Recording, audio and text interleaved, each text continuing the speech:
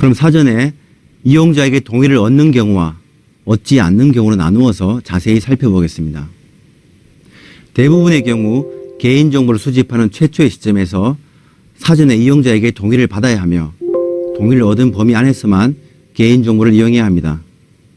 하지만 개인정보를 수집하거나 이용하는 과정에서 수집이나 이용 범위가 추가되거나 확대될 수 있는데 이러한 경우는 반드시 이용자에게 동의를 다시 얻어야 합니다. 그럼 동의받은 목적이 변경되거나 추가돼서 다시 이용자에게 동의를 얻어야 하는 경우의 예를 한번 살펴보겠습니다.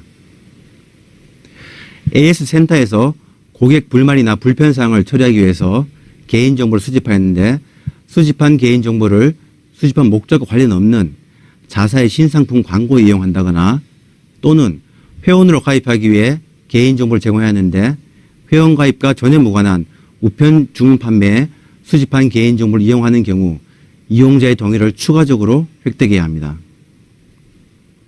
그럼 이번에는 사전에 이용자 동의를 얻지 않아도 되는 경우에 대해서 알아보겠습니다. 이용자의 동의 없이 개인정보를 수집할 수 있는 예외 조항이 있는데 이런 경우에는 법에서 규정한 범위 안에서 이용자의 개인정보를 이용하도록 하고 있으며 법에서 규정한 범위를 넘어서 이용하고자 할 때는 이용자로부터 별도의 동의를 얻도록 하고 있습니다. 예를 들어 정보통신 서비스 제공에 대한 계약 이행을 위해 필요한 개인정보 중에서 경제적이나 기술적인 이유로 현실적으로 동의 획득이 어려운 경우가 있습니다.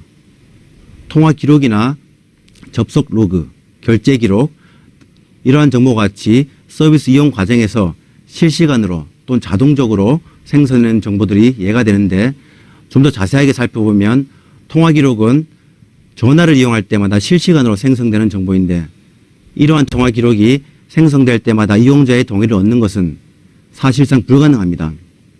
따라서 이런 정보들은 동의 없이도 수집이 가능하지만 반드시 유선이나 무선통신 서비스 제공을 위해서만 이용돼야 한다는 점이 중요합니다.